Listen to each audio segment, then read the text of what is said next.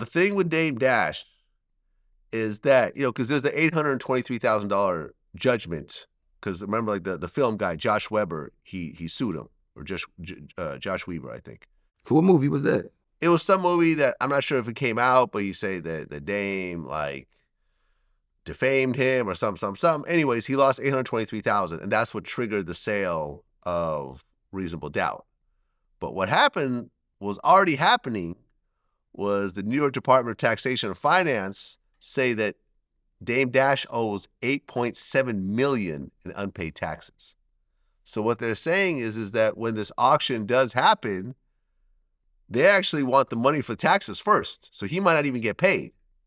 But it's worth way more now because they said Jay-Z not getting it back after 5 years. He is getting it back after 5 years. Well, they said it wasn't true. I heard it was still true. No, I heard it wasn't true. You gotta look it up. I heard it wasn't true. They actually said they could have sued them for saying it because they made the valuation lower. I think you might be right. Yeah. When I looked it up, it said, no, Jay-Z is not getting Reasonable Doubt back after 5 years. No, According to current legal information, he's expected to regain full ownership of the album in 2031, which is 35 years after its release date, due to a legal provision called termination right that allows artists to reclaim ownership. 35 years. Okay, but that's 2031, so in 7 years. Yeah, I'm saying, but they saying, but they still make the valuation lower. I mean, so if you say so they say he can sue for that. Yeah, I mean, I don't know how to sue and stuff. I don't know, man. But when you have $8.7 million that you owe in taxes, that's the amount of money that he may never be able to pay back in his life. I think he will. $8.7 million?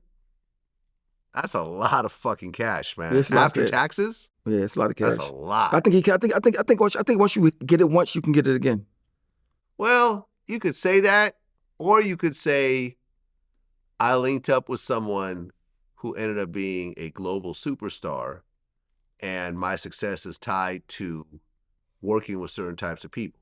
You know what I'm saying? Because look, when partnerships break up, everyone likes to say that they did everything, but you could usually tell when you take a step back who the real star of the show was.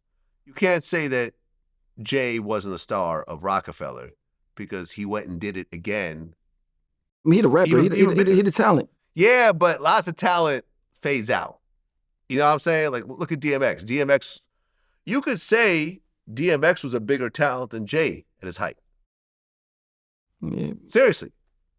He was outselling Jay-Z. When he dropped 2 #1 albums, Jay never dropped 2 #1 albums the same year. No. DMX had 2 #1 albums. I don't think not too many people, period, did that before. Like that's what I'm saying.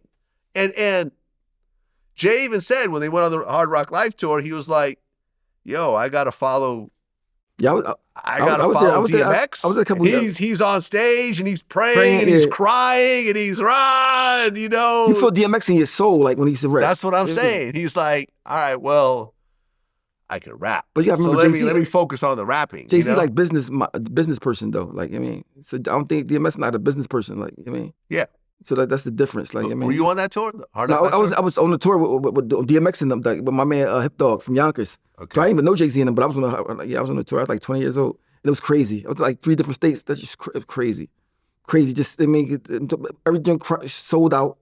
And every time they going crazy over every song. It was like I think that's the best concert I ever saw. That and you know that's what concert was crazy. The best of both worlds. Oh, that joint, yo. When Jay-Z and R. Kelly used to come out, man, they used to go insane. It's crazy. Like the music was hot. It was crazy. Just like it's so crazy that went down with all that. But I mean, I just don't like judging people. Like, I mean, because you never know. I mean, situations, whatever, people in the background, whatever it is. But R. Kelly's paying for whatever he did, heavy.